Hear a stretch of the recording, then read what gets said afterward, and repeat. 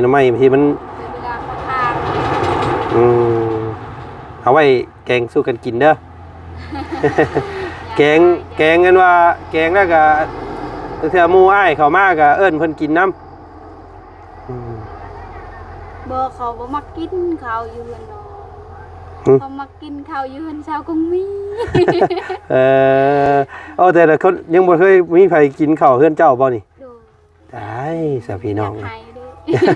น้อยใจเด้โอ้โอ้โยเนาะโธ่พี่น้องชั้นดีๆเด้โอ้อันอาบอยู่นี่บ่อาบอยู่นี่บ่น้ำนี่เอ้าคือมีสินมีหยังเสิร์นไผอาบอยู่นี่โอ้แม่อาบห่อนพี่น้องเอ้ยโอ้กระเตาลึกโอ้สั้นอีดีพี่น้องไอ้ผู้รุ่นแบบว่าพลาดลงมานี่มันข้อหักเลยสังพี่น้องเอ้ยโอ้น้ำใสงามพี่น้องเลยเนาะแต่ว่ายามอีกแดงอีกสักน้อยนี่เบิดบ่นี่บ่มีเบิดบ่ไหลตลอดเลยโอ้เนาะผู้อยู่โอ้เย็นเนี่ยเย็น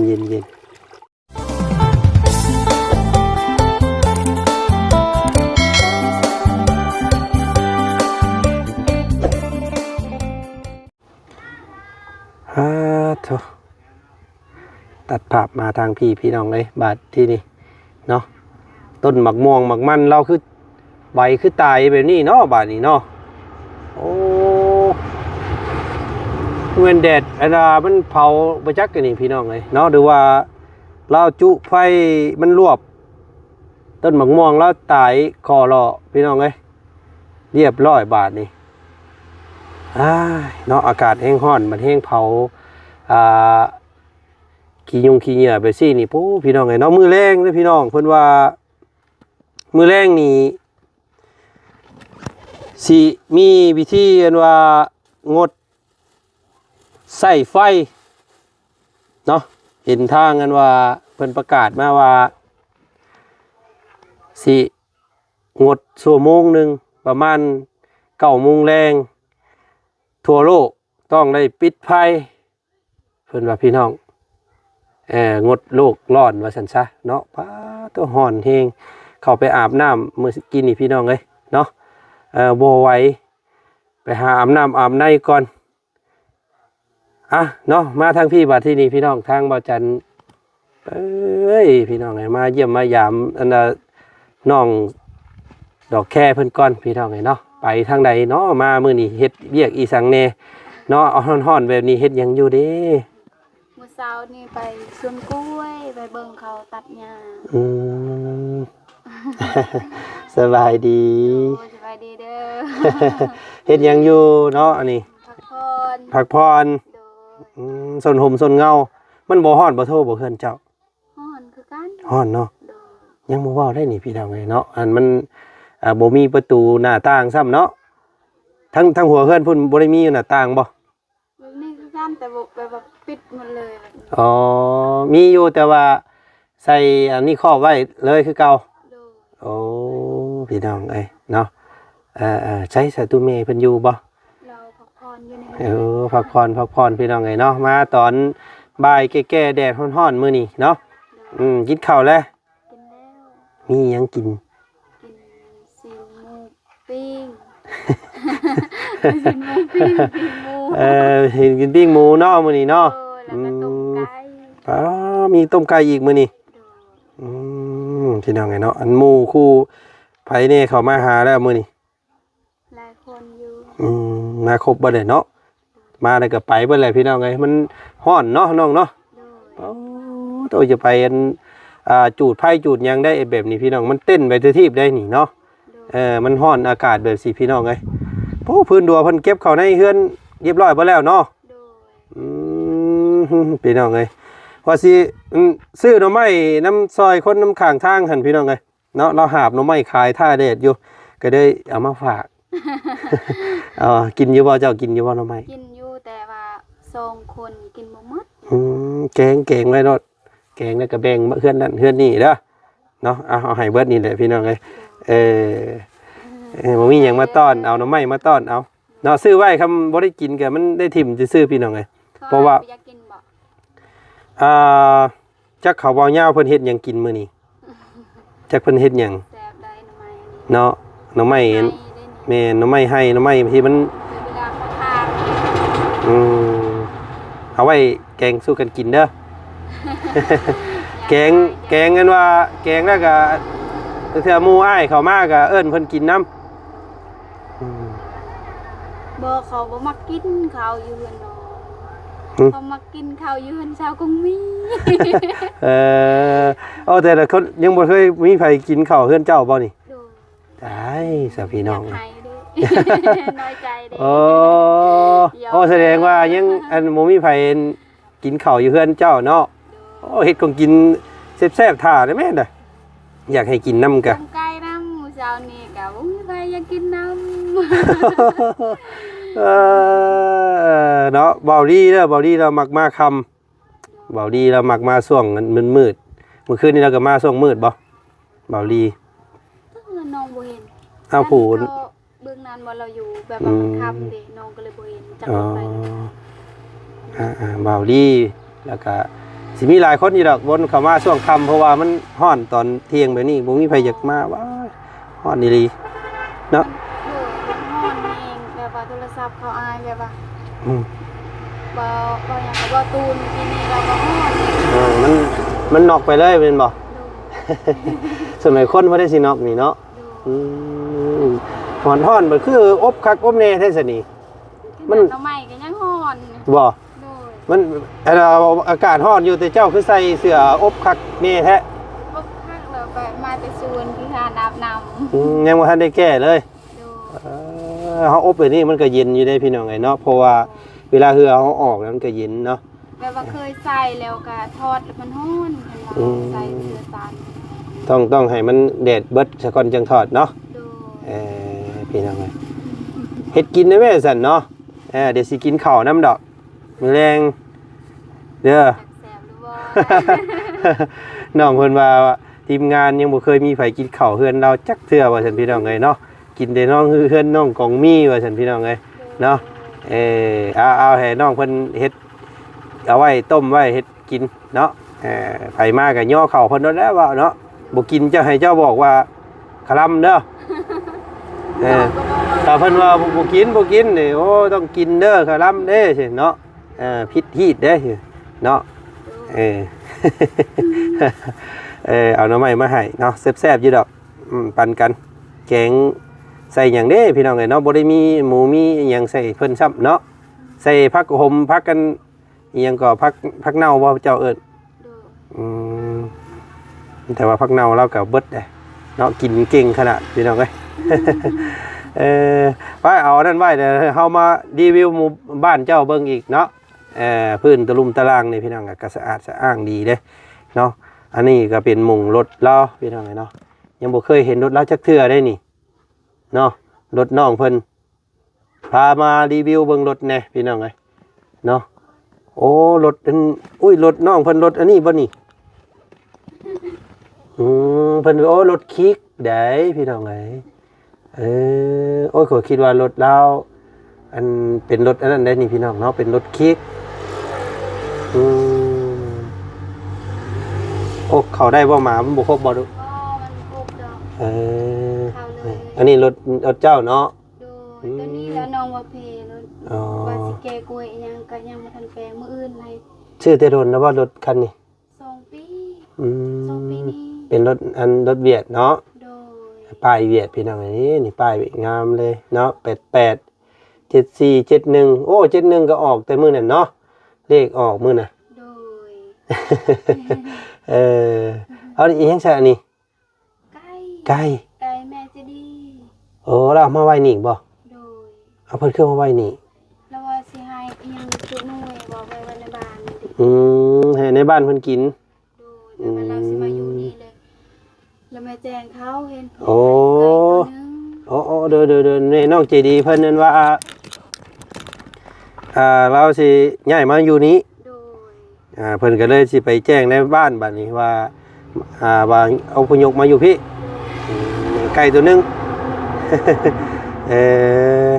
ในไก่เพิ่นเอามาไว้เฮ็ดอันบอกบ้านบอกเมืองเนาะ โดย พี่ทำไงแต่นอนเบิ่งก่อนมันฮ้อนอยู่เทิงเวลาเจ้านอนดินอนอยู่เทิงนี่บ่ โดย เพราะมันบ่ฮ้อนบ่เท่าบ่เฮือนเจ้าเนาะฮ้อนได้ดิพี่น้องเอ้ยแต่ว่าประตูแล้วหลายเนาะประตูแล้วออกทั้งพุ่นก็มีทั้งพี่ก็มีทั้งพี่ก็มี เพราะว่าเปิดอันนี้ก็เย็นเนาะ แต่ว่าอัดเดินเวลาฝนตกยังมันยากก็เลยอัดไว้ มันบ่มีอันใบประตูเนาะ โดย โอ้พี่น้องไงพระอันพระอ้ายลองเบิ่งน้ำเนี่ยยังมีอยู่บ่น้ำค่ะ น้ำ น้ำน้ำคลองเลยนะ ห้วยว่ะ แอมห้วยนะพี่น้องไง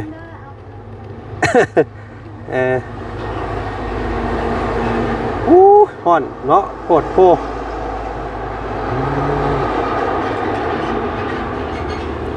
กะมาพาเบาลาวเพิ่นมามอบ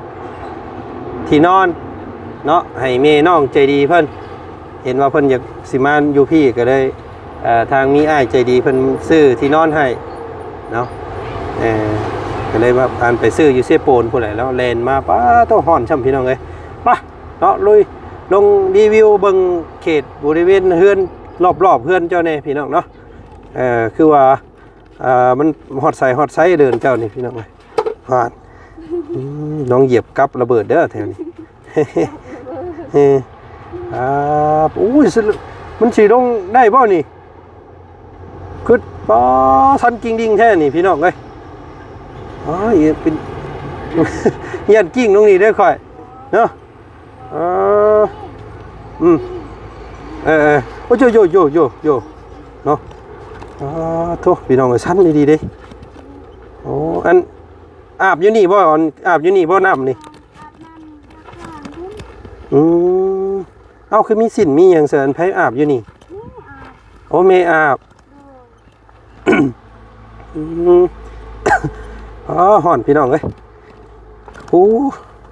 กระเตาลึโอ้สั้นอีดีพี่น้องเอ้ยผู้รุ่นแบบว่าพลาดลงมานี่มันข้อหักเลยสังผีพี่น้องเอ้ยนี่ป่ากล้วยของเจ้าเบิดอันนี้เนาะเจ้ากับมันปลูกมันยังแท้อันนี้พี่น้องเลยเนาะปลูกไปตามไอ้คุดเพื่อสิได้เนาะจักปีถ้าปลูกเลย4 ปีนี่แหละมันจนออกกอจกออกกกบนไหนเนาะเป็นต้นเป็นนอบนไหนพี่น้องเลยโอ้ยแต่ว่าน้ำคือใส่งามแท้นี่เนาะงามอยู่ได้เงินน้ำก็ได้ น้ำมันมาแต่ไซหนองอันนี้แต่ผู้แต่อันนี้มันลอดทางมาได้พี่น้องเลยเนาะอาบอยู่นี่ก็ได้เนาะงามอยู่ได้น้ำคักเด้อพี่น้องเด้อเนาะใส่เบิ่งลงเบิ่งก่อนมันมีปลาบ่นี่เนาะห่านตะกระปูโอ้น้ำใสงามพี่น้องเลยเนาะแต่ว่ายามอีกแดงอีกสักน้อยนี่เบิดบ่นี่บ่มีเบิดบ่ไหลตลอดเลยโอ้เนาะผู้อยู่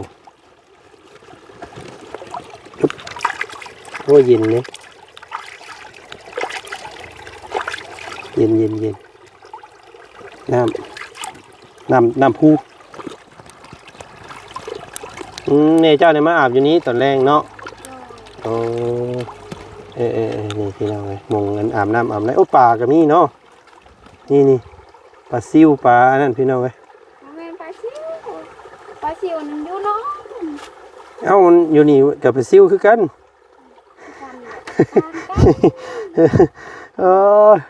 โอ้สุกมาได้เลยค่อยไปโอ้ย ฮ้อนดีดิไว้พี่น้องเอ้ยอืมอืมโอ้เพิ่นยังสิจูดอยู่บ่นี่เนาะอืมจูดระวังเด้อเฮือนเจ้าเนาะโอ้พี่น้องเอ้ยขึ้นได้ลงบ่ได้แล้วบาดนี้ ลงได้ขึ้นบ่ได้โอ้ต้องสูงคักสูงเนาะโอ้ยามพลนี่บ่ว่าได้นี่เนาะมื้อนี้เนาะนี่น้ำไหลลงมาพี่เบิดน้ำนี่พี่น้องเลยปุ๊บปุ๊บปุ๊บโอ้เป็นใจพา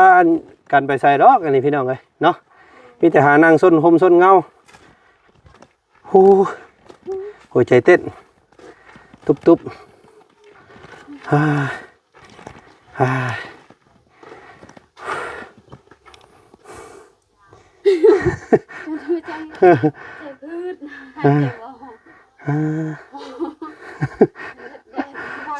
ร้าแบบนี้แล้วบ่ต้องพากันไปเฮ็ดเวียกเฮ็ดงานเด้อเนาะพักผ่อนนอนอยู่พักอยู่เฮือนก่อนเด้อแบบนี้เนาะเวลาช่วงค่ำพุ่นแหละสิมาหาใหม่บัดนี้เนาะมันนอนข้อแหบเข้าพี่น้องเอ้ยไอ้น้องเพิ่นเฮ็ดอยู่เฮ็ดกินซะพี่น้องเอ้ยเนาะ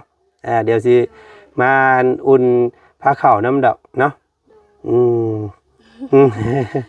น้องเพิ่นว่าทีมงานบ่มีไผกินข้าวเฮือนเราจักเทื่อบ่ซั่นเนาะเอาเดี๋ยวเฮ็ดของกินแซ่บๆเพิ่นอยากสิกินเองเพิ่นเนาะต้มไก่อย่างก็แกงหน่อไม้เนาะแซ่บๆฮ้อนเนาะอาบน้ำซะเด้อทางอ้ายขอตัวก่อนทางอาจารย์เพิ่นก็แล้วได้ทางนั้นพี่ทางไหนเฮามอบอันว่าที่นอนเนาะที่นอนเจ้ามีอยู่ที่เนาะนี่อยู่ที่นอนหมอนมุ้งครบอยู่พี่น้องยังบ่ครบแต่ประตูประต่างนี่แหละเนาะเครื่องเฮือนนี่แหละพี่น้องเอ้ยเนาะที่พักไฟเนาะสิ่งที่น้องเพิ่นอยากได้แฮงแต่ว่าไฟนี่มันยากตรงที่ว่ามันบ่มีหม้อแบงเนาะหม้อแบงบ่มีมันไกลเด้ทางนี้ไกลหมู่บ้านไปอยู่ไกลแท้เฉยเนาะคือบ่เข้าอยู่หมู่บ้านนำเพิ่นผู้บ่มีดินบ่อยู่ผู้บ่ขนาดอยู่นี่ดนแล้วก็ยังบ่มีอ้าวดนไปแล้วบ่มีหยังบ่มีอยู่หลายปีแล้วก็บ่เห็นมีแล้วมีแต่เท่านี้แหละเนาะดินมูลดินมังที่ว่าพอสร้างไว้เนาะยันว่ามีดินเจ้าอยู่ในบ้านเพิ่นก็เข้าไปปุ๊กอยู่บ้านเพิ่นเลยมันจังมีไฟแต่ดินบอนซุนกล้วยกับดินเฮือนนี่แหละกับซุนกล้วยตะนั้นมันก็เลยยังบ่ทันได้เพราะว่าบ้านยังบ่ใหญ่เนาะก็มีคนมาปุ๊กหลายๆเพิ่นก็สิลงให้อยู่ดอกแต่ว่าพี่น้องเอ้ยยากเนาะไฟนี่ยากมันแพงแต่แบบว่ามันมีเฮือนลายนี่ใครแน่เนาะอันนี้เฮือนหน่อยเดียวทำเฮือนลายแล้วเพิ่นเอาหม้อแบงลงมาให้เองเพิ่นมีแต่เฮาเข้าอย่างเดียวอันนี้เฮาต้องซื้อหม้อแบงเองเนาะหม้อแบงก็ 6-7 หมื่นเกือบ100,000 บาทนั่นแหละพี่น้องเอ้ยเนาะเฉพาะหม้อแบงอย่างเดียวนะมีเงิน100,000 บาทเนาะจากชาตินี้เฮาสิได้หรือบ่เลยเนาะโดยที่เนี่ยมันราคาเท่าใด100,000 บาทโอ้บึงประมาณ50-60 ล้านพุ่นแหละขะดองพุ่นแหละขะดองเจ้าพุ่นเด้อเอิ้นหลายๆเด้อถ้าผู้ใดสิมาแต่งก็เอาก้าพรหม้อแบงไผรถอยู่นี่เท่าไรยังก็อยู่นี่อันขะดองเลยสมมุติว่าเจ้ามีคนสิมาใบมาคอนี่มันเป็นน้ำเพื่อนคนแบบว่าน้องกับผู้คือกันเด้เอาแบบว่าแบบคร่าวๆเอาแบบว่าเพิ่นแต่งเพิ่นหยังกันอยู่ทางแถวบ้านเจ้านี่ส่วนหลายประมาณเท่าใดอันขะดองเขาเอากันตะกี้ดนแล้วน้องก็บ่จื้อเดี๋ยวนี้เฮาก็เอานี่บ่มียังบ่มีใครเอาเดี๋ยวนี้เนาะแต่ก่อนเท่าใดแต่ก่อนได้แต่6 ล้าน6 ล้านพี่น้องยังน้อยเลย น้องเว้าเด้ เออ เดี๋ยวนี้น้องรู้กันมันเดี๋ยวนี้มันแพงเห็น อ่า ได้ยินแบบว่าในบ้านเขาแต่ในบ้านน้อง พี่น้องเนาะสมมุติว่าเจ้าเองนี่เอาเจ้าว่าอยากได้เท่าไรกระดอง น้องได้เห็นน้องก็รู้แล้วโดนน้องเห็น ต้องอยู่นำแม่เนาะ โดน ต้องให้แม่ต้องให้ผู้ใหญ่เพิ่นเว้าเนาะ โดน เพราะว่าแล้วแต่หมู่บ้านแล้วแต่ครอบครัวอีกเนาะ โดน ว่าเฮาคิดเห็นทางผู้ชายแบบใดเนาะ โดน เขาก็เอิ้นเอาซ้ำสมมาภาควรซ้ำฐานะเฮาแล้วเนาะ โดน ก็สิบ่ฮอดติ50ล้าน ก็ฮอดดอกเดี๋ยวนี้บ่เห็นได้ยินแล้วแบบว่าคนแถวบ้านรัวนั่นแบบว่าเขาเอาจีนนี่ อืม 100 200นั่นแล้ว ป้าต100 200ล้านพุ่น โดน แปลว่าเอาแบบเอาต่างชาติสิเนาะ โดน เอาคนเอาแก่จีนบ่เอาทั้งคนทั้งนอกพุ่นเนาะ โดน เพิ่นก็แพงเนาะอืมน้องมันดอกแค่เพิ่นสิได้เท่าใดเด้ซะนี่พี่น้องเอ้ยเนาะ 2,000 สองเออโอ้ยพี่น้องเอ้ยเนาะเอาเนาะมันก็ขึ้นอยู่กับความพึงพอใจเนาะน้องเนาะ โดน ถ้าเฮามักเฮาฮักกัน2พัง2พายเว้าตกลงกันได้ก็มันก็บ่แพงเนาะ โดน แต่หลักๆแล้วมันมีฮีตมีอย่างแน่ฮีตอย่างน่ะการแต่งการคอกันเนี่ยมี งัวไก่ หมูงัว โดน ไก่ โดน ป้าโตพี่น้องเอ้ยงัวก็รุ่นน้องหนึงพอแล้วเนาะ โดย หมูก็รุ่นแบบว่าใหญ่แล้วพี่น้องเอ้ยไก่เนาะไก่นี่ก็บ่ระบุจำนวนเนาะ โดย กล้าบ่พ่อขู่พ่อคนกินแล้วเนาะ โดย อืมอืม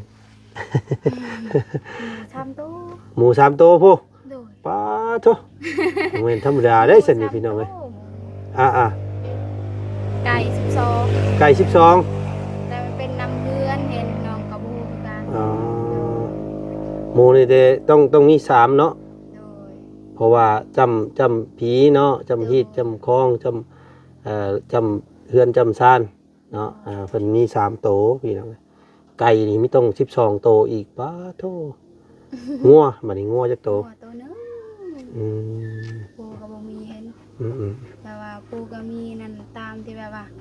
แขกเขาหลาย เบ้าคนหลายเฮาก็เอางัว2เนาะ โดย เด้อสาพี่น้องไงเนาะผู้ใดสิมาเป็นไผ่เป็นเคยอยู่ทั้งนี้ก็เตรียมไว้3อย่างเด้อ มีหมูมีไก่เนาะมีงัว โดย เนาะแต่ว่าคำนี่บ่มีเนาะ คำปูก็มีปูก็บ่มี ผู้เพิ่นยังให้ก็มี โดย โอ้ย โอ้ยพี่น้องเอ้ยเนาะเอาถาม น้องก็บ่ทังไอ้ถามน้องก็ตอบ อย่าว่ายันเจ้าเคยไปงานแต่งงานดองว่าเนาะยันว่าเคยเห็นเคยหยังสินะ ไปแต่ว่าไปแต่งานดอง แต่ว่าได้ถามเรื่องฮีต อื เขา มเคยไปกินนั่งไปกินซื่อๆสิเนาะ โดย บ่ได้ฮู้จักนำผู้รับผู้ใหญ่เพิ่นโอ้ผู้ใดเด้สิได้ก่อนกันนี่พี่น้องไอ้น้องกองมีกับน้องดอกแค่เพิ่นนี่ไผใหญ่กว่ากัน คงมีแล้วสิได้ก่อน ไผอายุหลายกว่า น้องหลายกว่า เจ้าก็ได้กว่าบ่ โดย เจ้า24 โดย เล่าเท่าไหร่กว่า ก็สาม อ๋อโอ้ยเกิดทำการซั่นนี่เนาะโอ้ตั้งส่วนกันอยู่โสดอีหลีนี่สิพี่น้องเอ้ย ยังบ่มีผู้ใดเอาเนาะโอ้น้องกงมีกาสวนมันสวนกล้วยได้หลายอันนั้นก็ได้พี่น้องเอ้ยเนาะเฮ็ดบ่วันบ่ไหวโอ้สุดเสียงหูเสียงตาพากันไปเบิ่งตอนน่ะอ๋อตัวพอแล้วจังผู้บ่าวยังบ่มาบ่กล้าเพราะว่าดินหลายโพดเพิ่นเมื่อยเพิ่นขี้คร้านเฮ็ด เราย่าน เราย่านดิน เราเห็นดินลายเราขี้คร้านเด้คนเนาะเฮ็ดโอ้คือทั้งอ้ายเพิ่นคือกันเด้ทั้งบ้านผมคำผู้ใดมีให้มีหน้าหลายนี่อยากแคะเด้แบบว่าเพิ่นเฮ็ดหน้าเก่งสิเฮาสิไปเอาเพิ่นบ่ได้เด้เพิ่นเย็นเมื่อย เอาไว้พอดี เอ้ ย่าน ย เหนื่อยก็บ่ได้กินแล้วหิว เนาะ ข้าวแล้ว อืม ย่านเหนื่อย โย่ว้าวเนาะหน้าหลายเนาะเฮ็ดนานแล้วว่ะ โดย เฮ็ดหน้าหน่อยแค่นี้ แล้วไว้ ก็คือน้องกับแม่แล้วขันบ่ได้เฮ็ดก็บ่ได้กิน อืม เห็นว่าสิซื้อข้าวก็บ่มี อืมต้องมีแนวไปขายจังได้ซื้อเนาะ โดย ต้องแลกกล้วยต้องเฮ็ดมันพี่น้องไงมันปีหนึงก็หลายเติบมันก็เนาะสู่พี่น้องไงสู่เฮ็ดมีทั้งมันมีทั้งกล้วยแล้วพี่น้องเด้อน้องเพิ่นก็ได้บ่ได้อยู่ซื่อๆนอกจากมันกับกล้วยแล้วก็มีหยังอีกมีให้ข้าวเนาะ โดย เฮ็ดข้าวเฮ็ดหยังอีกพี่น้องไงผู้ใดเด้พี่น้องเนาะสิพาน้องเพิ่นมาอันเฮ็ดสร้างให้หน้าตะกะเนาะ โอ้ย โอ้ยขอให้พ่อคนดีด้วยกันสัตว์พี่เราไงเนาะพบเจอคนที่บรรลุมันพาเฮ็ดพาสร้างถ้าอยู่พี่กับคำลุมันนี่กับพออยู่พอกินได้เนาะข้าวน้ำกับบ่ขาดแรงบ่แกงบ่ขาดหม้อดอกถ้าเฮาบ่เกียจคร้านนะ เนาะ เฮ็ดมันเฮ็ดกล้วยก็พอได้อยู่พี่เพิ่นซื้อตลอดอยู่แล้วกล้วยเนาะ โดย คนเพิ่นมาหับเอาตลอดพี่น้องเอ้ยเครือหนึงประมาณจักโลอันได้จักพันคำประมาณว่าขาย เฮ็ดตัวใหญ่ได้30,000หรือว่าเฮ็ดว่าขายแบบบ่เวียนเฮ็ดรุ่นใหญ่นะ50หรือว่า40,000แบบว่าให้เวียนนะ มันก็สิราคาก็สูงแน่เนาะ โดย แต่แบบคนมาหับเอาแบบเป็นรถอันนั้นมาขายมาหับเอากะเพิ่นก็สิกดราคาลงต่ำแน่พี่น้องเอ้ยเห็นน้องสอนเพิ่นขายดอกว่าน้องสอนก็หนีมาแล้วพี่น้องเอ้ยไปเฮ็ดงานอยู่เวียงได้ประมาณ10มื้อปุ๊บมาคิดฮอดบ้านเราอ่ะคิดฮอดพ่อ เราอยู่กับพ่อ2คนนั่นน่ะพี่น้องเอ้ย โดย เนาะเจ้าก็อยู่กับแม่2คนโอ้เนาะหลายคนว่าแนะนำให้น้องสอนเด้อว่าซั่นน้องอันดอกแค่นี่ว่าซั่นบ่เคยเห็นเนาะ เคยเห็น แต่ว่าเรายังน้อยอยู่ประมาณ18 ปี19 ปีเราเป็นผู้บ่าวแวงอยู่ น้องเขาคนนี้เนาะ แม่น โดย แม่น สปี อยู่บ้านสกีบ้านสะแล้วพี่น้องเอ้ยบ่ซื้อ เอาเลย เฮ้ยเพิ่นมาลบเรื่องเนี้ย เนี่ยจัดเลยมันหนำนะ ไอ้ คิดว่าสิไปตัดหญ้า กินข้าวกินโลด เพิ่นอยากกินข้าวบ่หาแนวกินกินแล้วก็ยังยากอีก คิดว่าสิไปตัดหญ้า เตียวแล้วอ่องเตียวเนื่องเตียวฮะ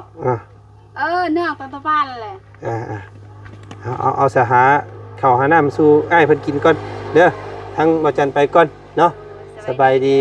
เดี๋ยวสิมากินแกงหน่อไม้น้ำเด้อบัดนี้เด้อเฮ็ดแซ่บๆเด้อโอ้ยฮอดน้อยเนาะ นอนเลย โอ้จักสิไปใส่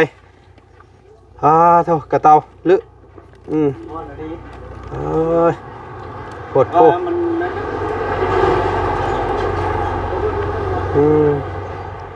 ปัสพี่น้องเนาะขอตัวก่อนเนาะมาโอมาลมมาดินมาแอนน้ำน้องเพิ่น เตียวชุบนะ ซื้อๆมื้อนี้ก็ได้เนาะเอาหน่อไม้มาฝากน้องเพิ่นว่าซั่นซะเนาะก็ถือว่าเดินเบิ่งบริเวณรอบๆบ้านน้องเพิ่นอีกพี่น้องเอ้ยเนาะก็ถือว่าตัวเนาะยังหลายสิ่งหลายอย่างพี่น้องเลยที่ว่ายังบ่เข้าที่เข้าทางเนาะเดี๋ยวแต่บุญวาสนาพี่น้องเลยเนาะสิได้หยังแน่จากทีมงานของเฮาก็ติดตามเบิ่งเด้อเนาะโอ้พี่น้องไปคลิปนี้โตก่อนเจอกันอีกคลิปหน้าฮ้อนเด้พี่น้องเลยไป